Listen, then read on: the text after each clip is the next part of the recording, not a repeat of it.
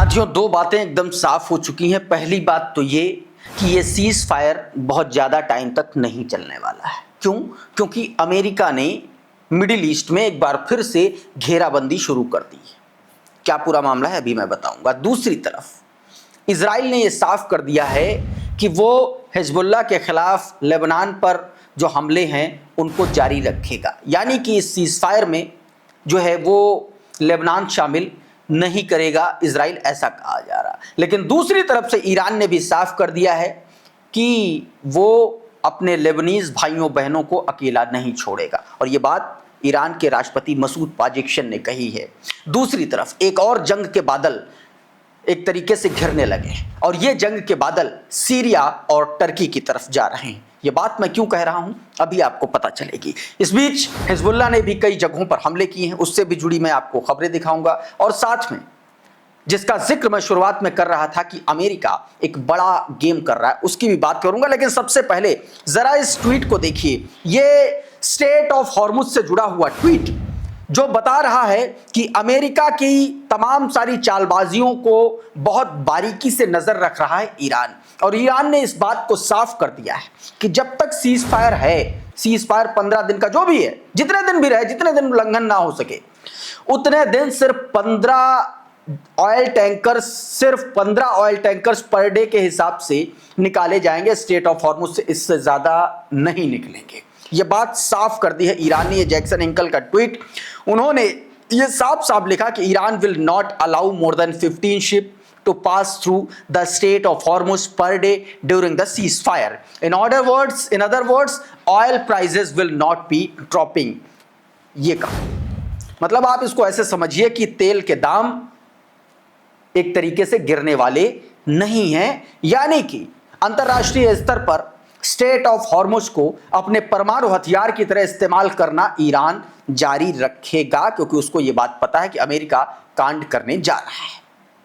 Lebanon को लेकर के ईरान के राष्ट्रपति मसूद पाजेक्शन ने एक बड़ा बयान दिया, और उन्होंने ये बात साफ कर दी कि वो ईरान जो है अपने लेबनानी भाइयों बहनों को अकेला नहीं छोड़ेगा। इसका मतलब सीधा है कि सीज फायर में अगर लेबनान है तो सीज फायर है, अगर लेबनान नहीं है तो जंग का नया अध्याय शुरू हो जाएगा। इस ट्वीट को देखिए, बताया गया कि renewed aggression by the Chinese regime against Lebanon blatantly violate the initial ceasefire. Such actions signal deception and the non-compliance, rendering negotiation meaningless. Our hand remain on the trigger. Iran will never forsake its Lebanese brother and sister. सीधे तौर पर ये बयान दिया गया। Israel ने Iran ने ये साफ साफ कह दिया, मसूद पाजेक्शन ने, कि इजराइल द्वारा लेबनान पर जारी हमलों को मौजूदा सीजफायर समझौते का स्पष्ट उल्लंघन है, बताया उन्होंने। और कहा कि इस तरीके की जंगबाजी और धोखे से किसी भी बातचीत का कोई अर्थ नहीं रह जाता है। उन्होंने ये भी चेतावनी दी कि हमारी उंगलियां, यानी कि ईरान की उंगलियां, IRGC की उंगलियां ट्रिगर पर बनी रहेंगी, और ईरान कभी भी अपने लेबनानी भाइयों बहनों को अकेला नहीं छोड़ेगा। यह बयान मसूद पाजेक्शन ने दिया, और इसके फौरन बाद एक और बयान आता है ईरान के डिप्टी विदेश मंत्री सईद खातिबजादेह का, और उन्होंने तो और खुल के कह दिया। क्या कुछ कहा, ये आपकी स्क्रीन पर ट्वीट देखिए हिंदी में। बताया कि ईरान का डेलीगेशन इस्लामाबाद में शांति बातचीत के लिए तभी जाएगा जब इजराइल लेबनान पर अपने हमले बंद कर दे। इस इलाके में किसी भी शांति के लिए लेबनान को शामिल करना होगा, और आने वाले घंटे बहुत जरूरी होंगे। ईरान, बताया गया, जवाबी कार्रवाई करने वाला था, यानी कि बीती रात वो जवाबी कार्रवाई करने वाला था, यह बताया गया, लेकिन उसने खुद को रोक लिया ताकि डिप्लोमेसी हो सके, जिसमें अमेरिकियों को इजरायलियों को कॉल करके उनसे लेबनान पर हमला बंद करने की अपील करना शामिल था।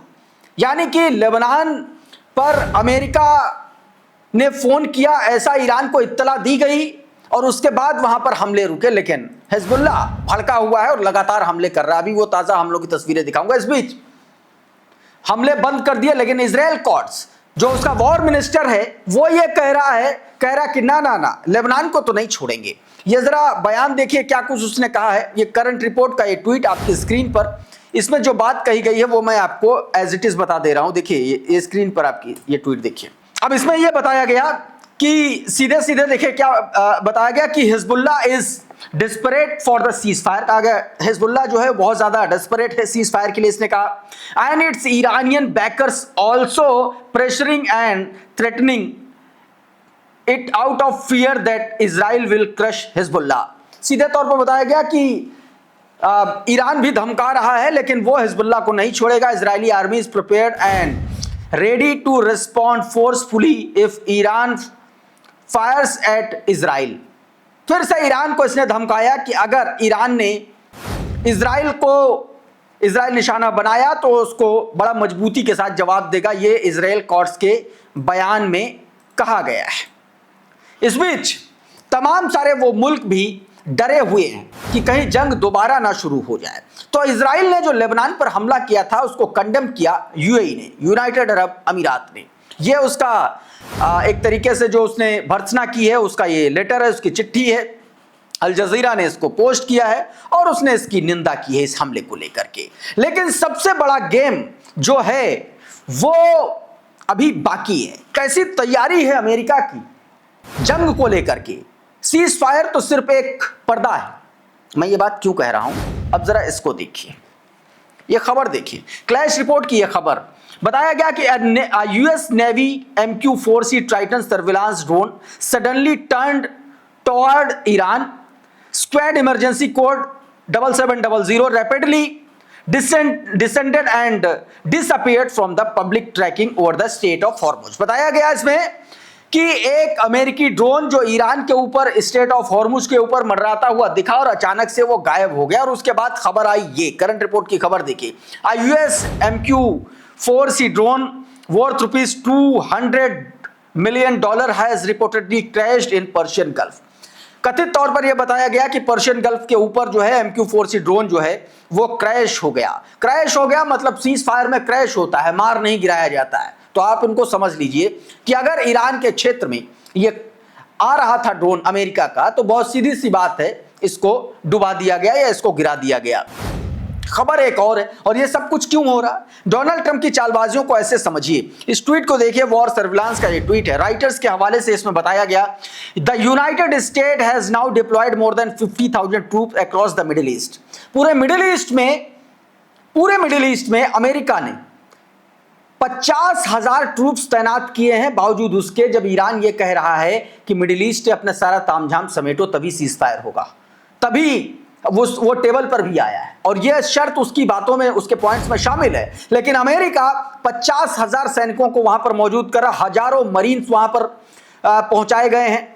बताया गया कि सैन डिएगो स्टेट से के जो सैनिक थे वहां उन मरीन्स को मिडिल ईस्ट में भेजा गया, रीजन में भेजा गया। और इसमें आगे बताया गया कि anyone who thinks president Trump sent entire armada flights marine and all just to accept a truce with Iran is completely delusional।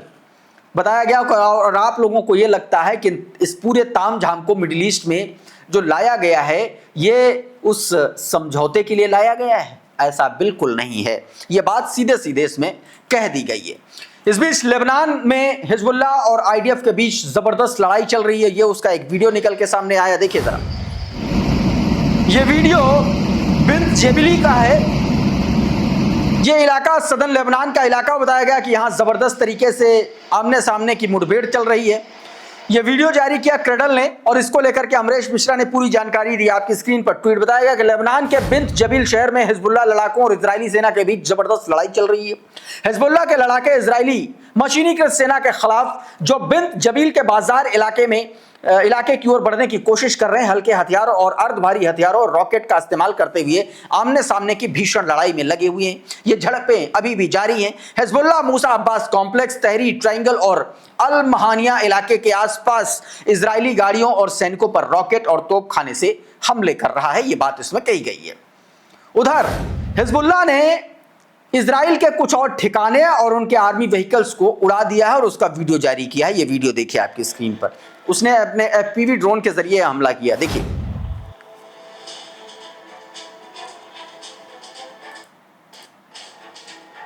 किस तरीके से निशाना बनाया, ये रेड सर्कल में देखिए तमाम सारे व्हीकल्स खड़े हुए हैं, इनको निशाना बनाया गया। फिर उसके बाद में देखिए ये वो लोग हैं आईडीएफ के जो सैनिक हैं, अफसर हैं, उनको निशाना बनाया गया और इसके बाद एक और ठिकाने पर निशाना बनाया गया और उसका ये वीडियो जारी किया गया हिजबुल्लाह की तरफ से। और हिजबुल्लाह ने एक और वीडियो जारी किया और ये वीडियो है 5 अप्रैल के उस हमले का जो उसने इजराइल के वॉरशिप पर किया था सदर्न लेबनान के कोस्टल एरिया में। जरा इस वीडियो को देखिए। इस वीडियो में दिखाया गया है कि कैसे हिजबुल्लाह के जो लड़ाके हैं वो क्रूज मिसाइल को लोड कर रहे हैं और इसी नेवल क्रूज मिसाइल के जरिए उसने इजरायली वॉरशिप पर हमला किया और ये वीडियो उसने जारी किया। मिडिल ईस्ट ऑब्जर्वर ने वीडियो जारी अपने ट्विटर हैंडल पर पोस्ट किया। बताया गया footage of the Islamic resistance targeting at Israeli warship off Lebanese coast with the naval cruise missile on 5 April. ये सीधे तौर पर बताई गई बात दोस्तों। तो साथियों, अभी के इस वीडियो में बहरहाल इतना ही। बहुत बहुत शुक्रिया, बहुत बहुत धन्यवाद। आप जुड़े रहिए आपके अपने चैनल द लाइव टीवी के साथ। नमस्कार। द लाइव टीवी, सच सबसे आगे।